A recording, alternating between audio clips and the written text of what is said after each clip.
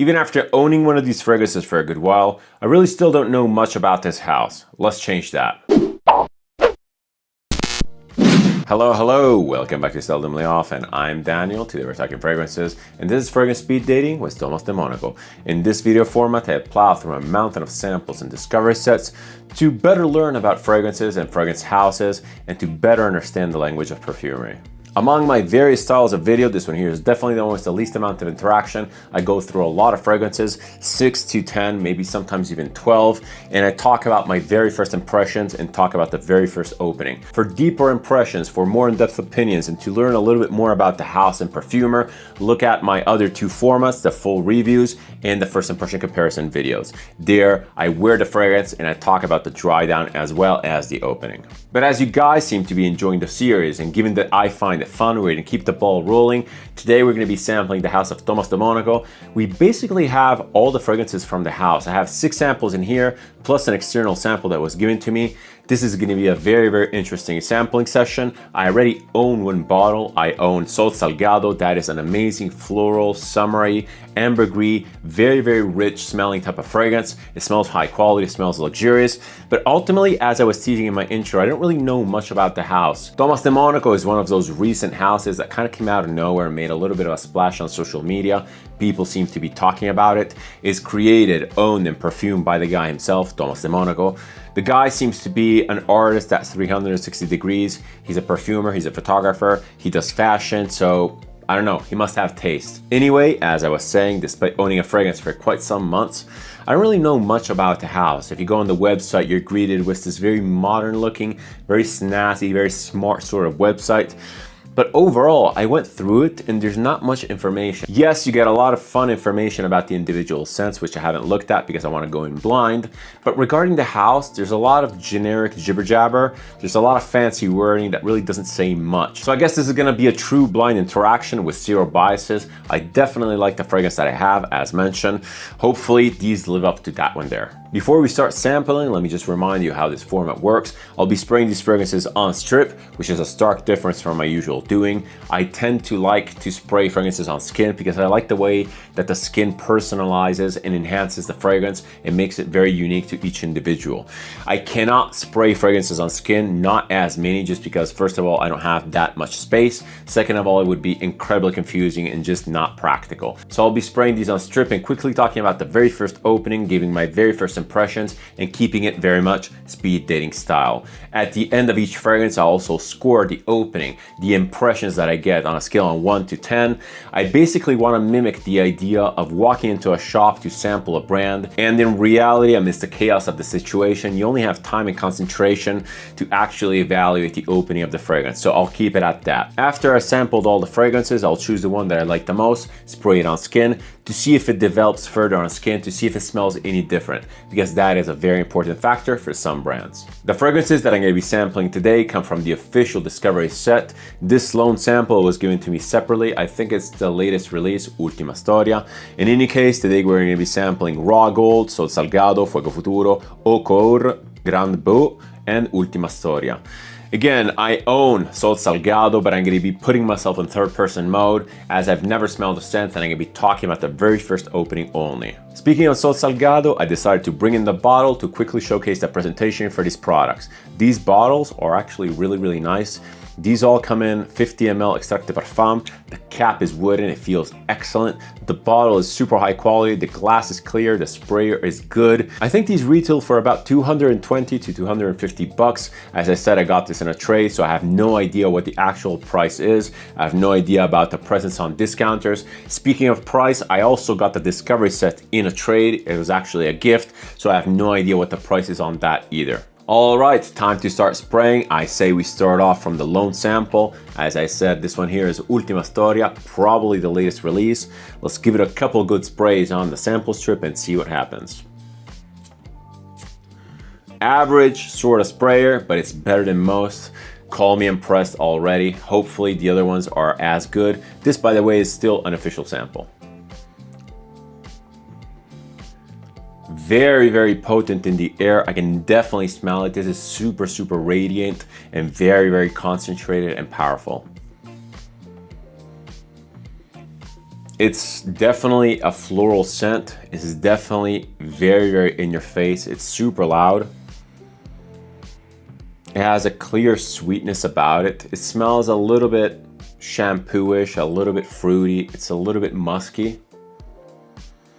Dare I say, it's my usual reference, I think. Dare I say it smells a little bit like Xerjoff. Again, I don't want to pass it as my default explanation, my default sort of comparison, but they're probably the most known comparison that smells sort of like this.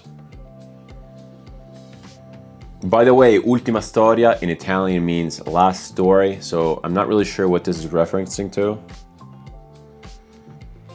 Yes, it's fresh, it's watery, very floral, very sweet and fruity, a little bit shampoo-ish as I was saying.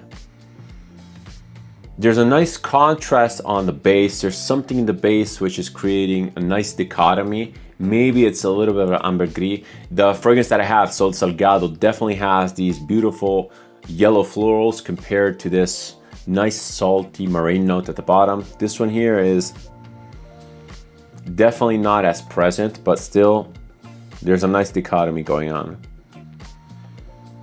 I think it's more of a musky, fluffy sort of blanket. It's surprisingly creamy. Again, it's fresh and watery. It smells a little bit like cucumber. Everything is very elevated in the tone range. There's no real rumbling bass. There's no overdone sweetness, no overdone vanilla. So again, the comparison with Xerjoff might not be exactly accurate, but it's the general shampoo-ish scent profile that is kind of getting me. It's the general vibe that is kind of connecting me to Xerjoff and maybe something like Tamin.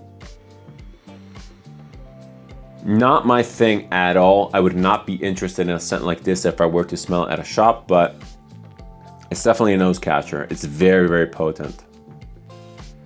Maybe I'll come back to the sample at the end. Maybe it has to evolve a little bit. I would say first impression is not that great. I don't know, it smells a little bit generically floral. I can't even pick out any specific floral, maybe because the fruity notes are heavily contaminating these, again, these florals. I would say this is like a 6.5 out of 10, and I'm honestly being a little bit generous just because I don't know what the other fragrances are like. All right, after that disappointing start, let's dive into the discovery set proper. How do you open this? This looks interesting, a little bit unusual. Oh wow, okay, this is really unusual. How do you get these fragrances out? I think we're gonna just like pull them out one by one. So this one here is Raw Gold. All right, Raw Gold, if I remember correctly, is the most popular from the house. It's regarded as a very heavy, very old-fashioned, a little bit vintagey sort of scent. I think I heard, who was that? Joao by Scented Moments talking about this scent. He was very ecstatic. Let's give this a try. Usual 2 sprays. Super good sprayers. I can confirm that at the very least.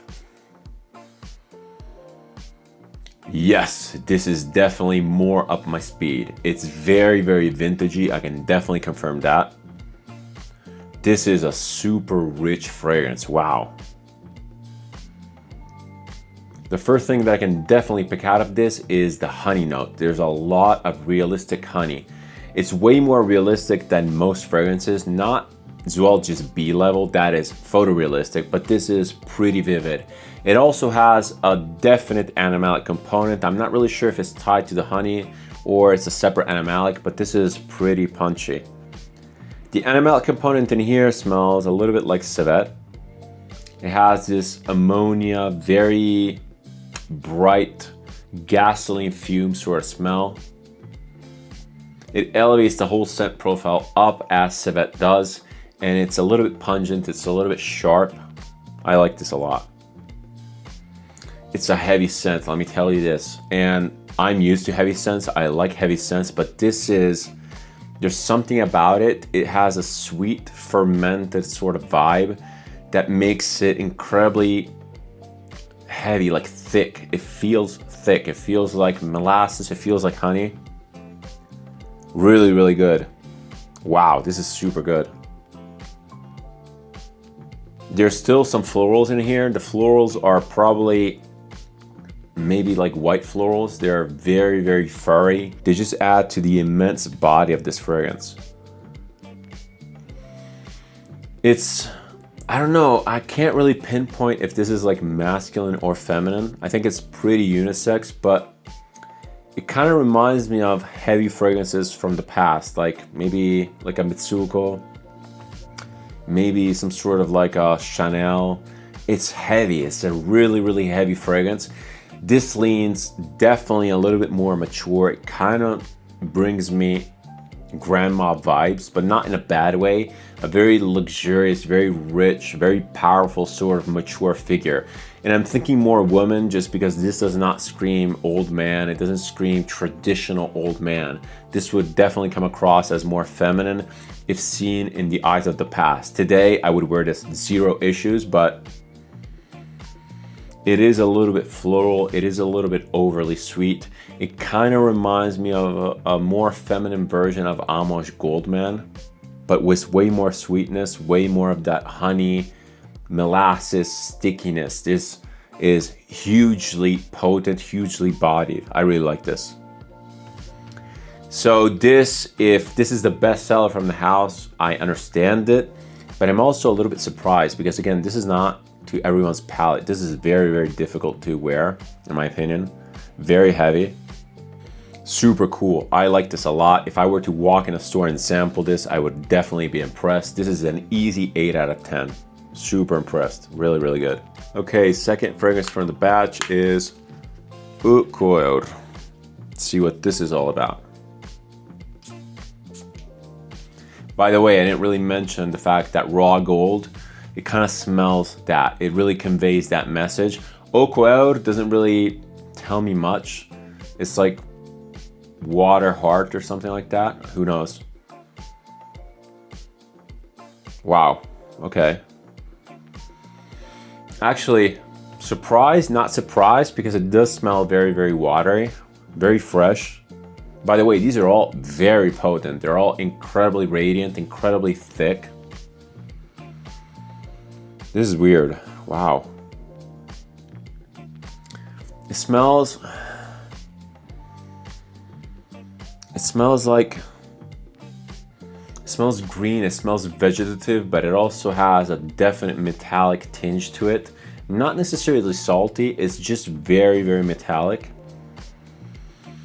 In a way, it kind of reminds me of Iris Perlé by Les Indemodables.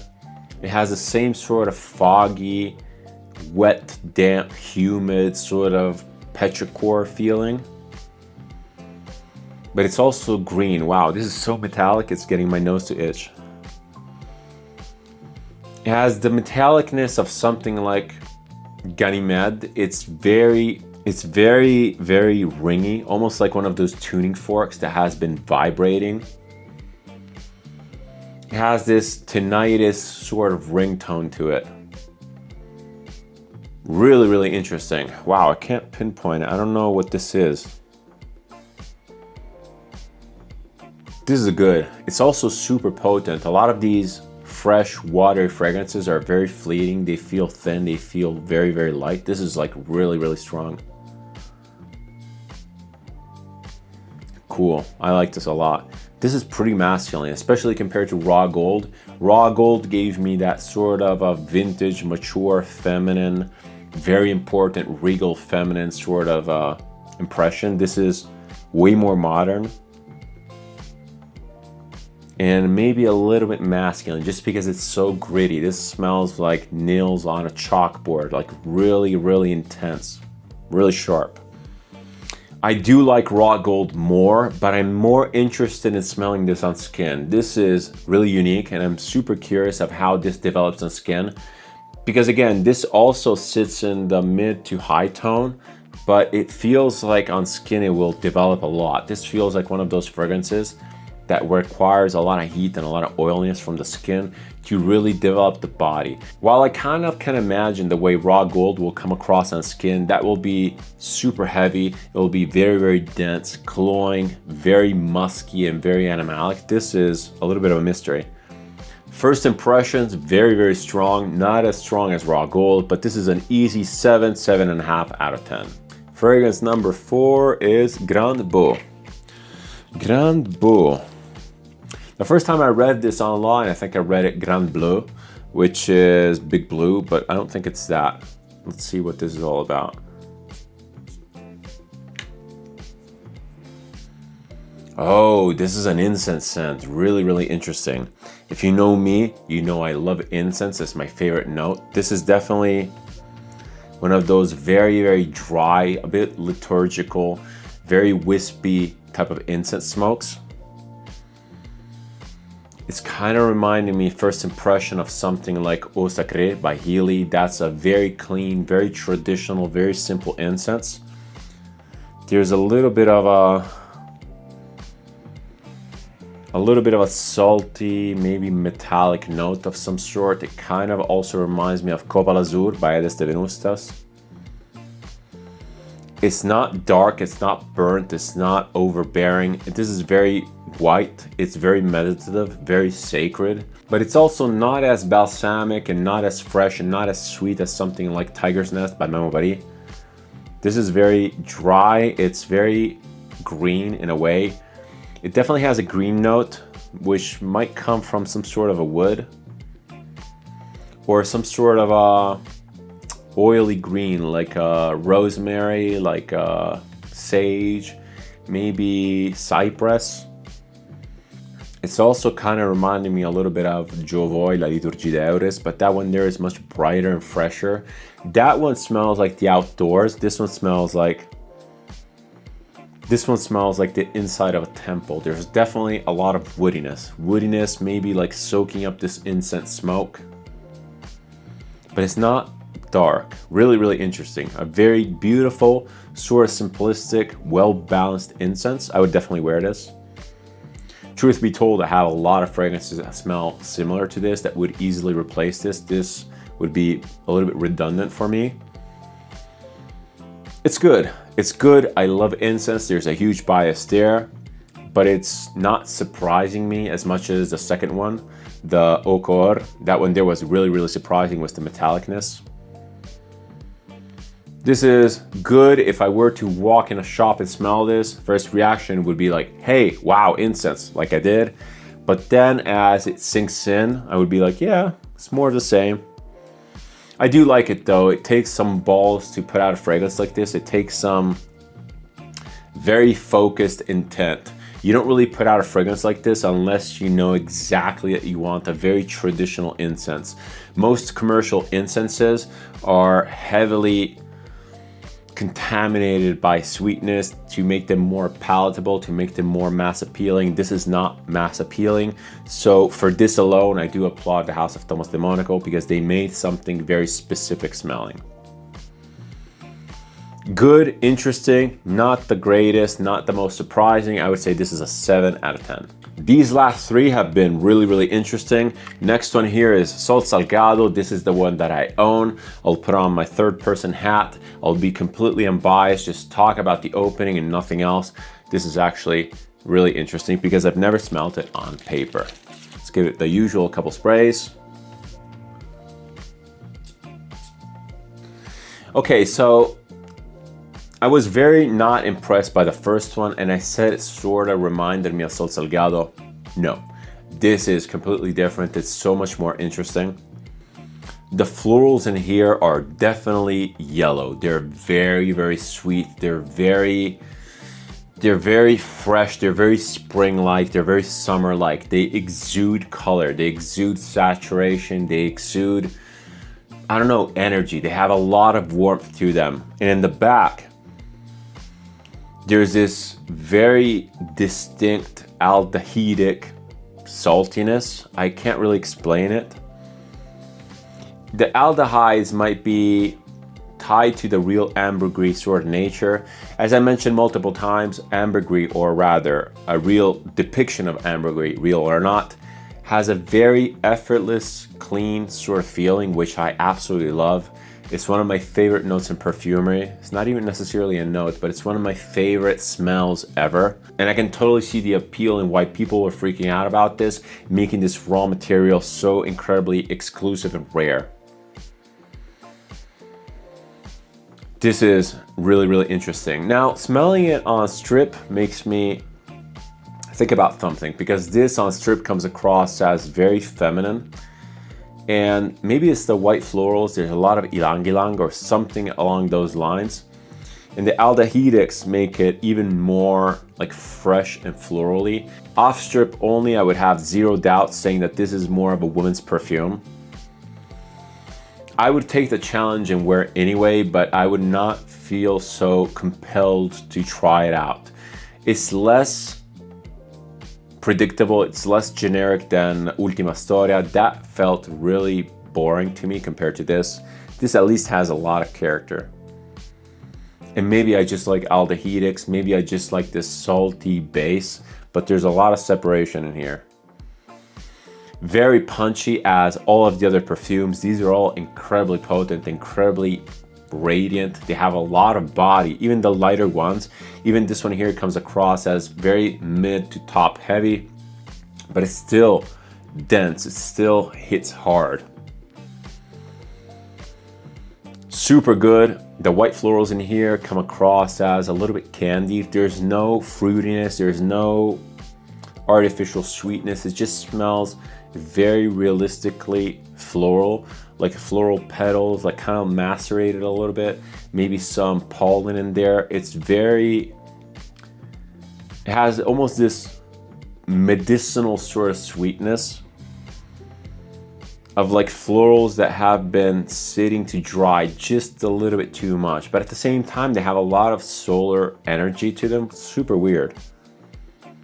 I like this a lot. This is an easy 7 out of 10. Last fragrance from the batch here is Fuego Futuro. Okay, another interesting name, Future Fire. Who knows what this is about? Wow, okay. Very, very different. What the hell is this? This is also kind of incensey. This is a little bit more metallic. Definitely a little bit smokier. A little bit woodier. This is smells like clean woods. It smells a little bit like cedar wood or some other dry clean wood. It's not photorealistically woody as some other scents that I have. I really like that sawdust, that fresh grinded wood sort of smell. This one does not have that.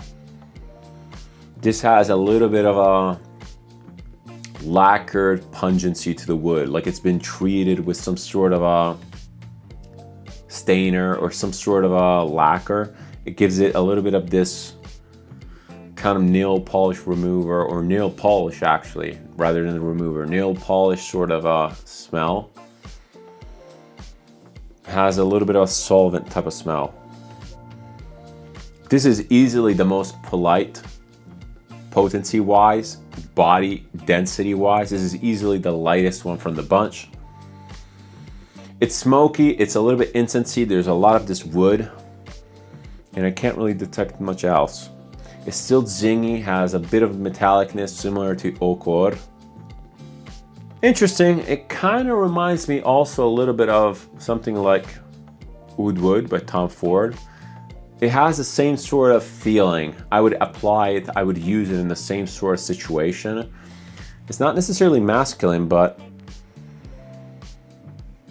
it's clean, it's refined, it's elegant. This does not lean casual at all. Between this and Ultima Storia, I like this a lot more, maybe because it fits my vibe a little bit more, but it still kind of lacks a little bit of personality. The other scents have a lot more character, they have a lot more color to them. This feels like a black and white version, like a desaturated version of a character. Those other ones are more vivid, they're more realistic, they're more present in the room. This feels like someone just sitting in the back. A little bit more of an introverted scent profile. It smells good, it smells high quality, but it's subtle, it's a little bit thin in my opinion.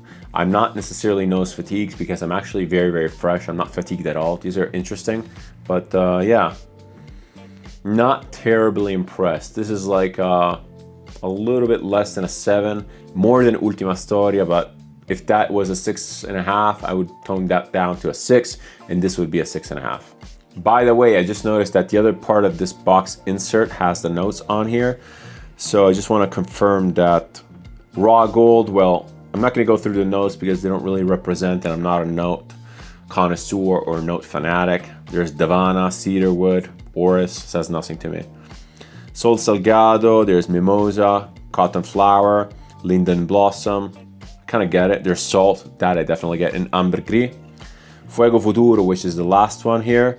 We have elemi, smoked sage, incense, sandalwood, cedarwood from Alaska. It all checks out. It's very, very simple. There's also ash, which is actually interesting because it had that very cold, very sort of smoky, very static sort of feel.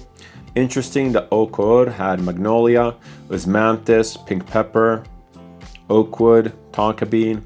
Interesting because that smelled very watery, very fresh. And the Grand Beau, which was the incensey one, had pine absolute, juniper, olibanum, which checks out, vetiver checks out, ambrette kind of checks out, seaweed absolute. All right. The notes are definitely interesting. I'm not really sure if I get everything. Obviously, these are, or rather, these might be relatively complex fragrances. Sampling them off strip like this one after the other is kind of making them, it's kind of giving them a disservice. I think that the one I prefer the most is, I don't know, the notes have a little skewed my impression. I'd probably gonna end up spraying Eau Coeur on my arm, just because I said that raw gold is a little bit more expected, the way that it would smell. So I think that we're gonna go with Eau Coeur. All right, let's give it a couple sprays. Actually 3. In the meantime, overall, the house of Thomas De Monaco proved to be interesting. Again, high quality. I feel that I wouldn't necessarily gravitate towards these scents if I were to pay full price. These are not on my list of purchases unless I get completely blown away by the skin wearing experience. I'll definitely be trying these all on skin to see what they're about. I do like Sol Salgado, which I have, but I just happened to get that in a trade. If it wouldn't have come my way in a trade, I'm not really sure if I would have seeked that out. Yes, Joao is very compelling. He makes it interesting. He talks about that one also. But overall, I'm not really sure if I'm drawn to the house of Thomas De Monaco. I think that what I'm missing is actually a little bit of charisma, a little bit of house identity. And as I said, the website is super cool. It feels modern, it feels fresh, it feels well made. But overall, I'm lacking the character. I don't know what they're about. I don't know what their motive is, what their ideology is, and what the art in general is about. And if these are designed to be perfumey perfumes just to smell good, that's fine. But again, we have houses like MFK, which come across as a little bit more characterful, because within not having character, that's their thing. They come across as very clinical, very intentional, and they create perfumes that are intentionally designed to smell good. Instead, these are kind of like on the verge of being artsy and edgy, but not. If you guys know more about the house of Thomas De Monaco, feel free to leave any input, anything down in the comments. I'm super curious about your experiences. And if you know a little bit more about the artistic intent behind Thomas De Monaco, again, shoot a comment down below. Massively appreciated. Okay, let's dive into the skinwear experience for Eau Coeur and let's see what that is about. This is very interesting because, as I predicted, the scent on strip lacked a lot of body, a lot of density. It felt very airy, very zingy, very metallic, and I said that it smelled like it needed skin to develop and to really fill out, and it has. This is definitely different. I'm not sure I prefer it to the strip version because on the strip, on the paper, it smelled unique. It smelled very, very metallic. It smelled almost like petrichor, like wet stone. It had that very metallic sharpness, almost like nails on a chalkboard, I said. Almost like a nail, like a rusty nail on metal, you know, kind of like a screechy sort of like pungency to it, which was really alluring and really well balanced, on the verge of being too much. It was really interesting. And on skin, It really filled out with the other notes that I've read. Actually, which were those? These were, yeah, the pink pepper, the Virginia cedarwood, oak wood, tonka bean, and absolute musk. These are definitely more detectable on skin. That musky part was detectable on strip because it gave that foggy feeling. But on skin, there's a lot more woodiness, which to me detracts the scent and makes it a lot more boring. It's just a lot more predictable. It's good. It smells high quality. It smells refined. Not my favorite. I'm not super impressed. Again, they're very abstract, and without the motive behind these, I have struggled connecting the dots. I think I'm gonna have to go on the website to read about the scent profiles, just because right now I'm a little bit puzzled. And again, they do smell good. They smell high quality. But would I wear this if I had it? Would I be giving it wear time? Because as crazy as it sounds, to me, it's not necessarily about having the bottle. It's about allocating time for the wear. It's really difficult to wear stuff when you have a lot of perfumes, and you have to prioritize. You have to decide which perfume is worth wearing more. And I'm not really sure if I would go into this. If I would have to go for a more traditional-ish style of French perfumery, I would definitely prioritize something like Les Indemodables. They feel just as high quality, maybe even more, but way more direct with their thought process and image. Even if you've never read about anything about Les Indemodables, you can smell one of those fragrances and instantly grasp the idea and concept and what they're trying to highlight. These are all kind of middle of the road, kind of indecisive. I do like them. Again, I do like the scent profiles, but none of them speaks to me in a very direct manner. I think that the only one that I really understood was Raw Gold. That was very vivid in intent and in imagery. And I think that that is one of the reasons why it's the most popular from the brand. All right, another house down. I have a ton of other discovery sets to sample, many fun ones at that. The house of Thomas De Monaco was uneventful, good. I wasn't offended by it whatsoever. It does smell high quality, it does smell adult. It smells well put together, but I don't really understand the house vibe. I don't really understand the concept behind it. So ultimately for me, blind impression wise, the discovery set is not a really strong recommendation unless you're either a fan of the house or you have one of the fragrances and you really want to smell the other ones, or unless you just like very, not generic, but very blandish, high quality French perfumery with an adult sort of twist. And I say this because these do not come across as youthful or targeted to a more young audience. This is a little bit more mature sort of material. Overall, fun stuff. Thank you to Stefano who gave me the sample set. I'm very grateful to be smelling all kinds of new stuff. At least I put my interest in the house of Thomas De Monaco sort of to rest. Maybe I'll end up trading off the Sol Salgado, maybe not. Maybe I'll be wearing it a lot this summer, who knows. Overall, cool things, fun times. I love doing this. I love your interactions. Leave anything down in the comments. I'm always happy to answer. I'm always happy to take further suggestions for other different houses. If you like this type of content, if you like my approach to video, feel free to subscribe. It's always massively appreciated and it helps the channel. If you want to interact with me, leave a comment, suggestion, opinion, or anything else down below. I always reply and I always keep the conversation open. Thank you so much for watching. Thank you so much for your time. Many more fragrance speed dating videos coming up. Many more fun videos on the horizon. As per usual, see you in the next one and cheers.